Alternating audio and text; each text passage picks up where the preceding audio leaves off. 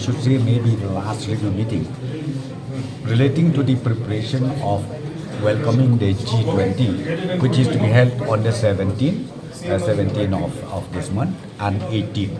These 2 days the G20 meetings. So we already had a detailed meeting with all the concerned department, and I'm happy to tell you that we are more or less ready for welcoming the G20 meeting, which is scheduled to be held in Meghalaya, in Shillong, on the 15th and 17th of this month. I don't think I'll be able to tell you exactly because see, be it for the beautification, repairing of infrastructure, and then be it security, be it transportation. So everything we discussed, all the details, and as I said to you, we are ready now to welcome, and we are ready now to to see that the G20 is held in Shillong successfully.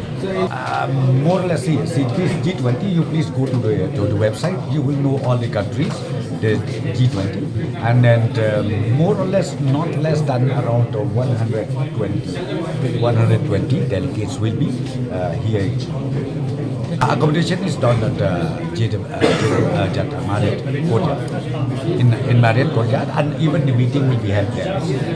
Yeah, this is also one of the area where we discussed today. So instruction has been given to the concerned department, and then to the police personnel, and to the SP traffic to work out all the details, and instruction has been given very, very clearly from which road this delegate VVIP will come in, and which road should they again go back.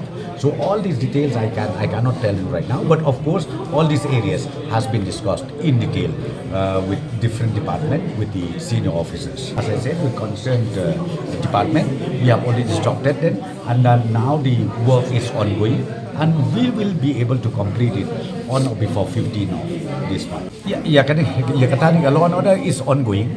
Not necessarily being the law and order.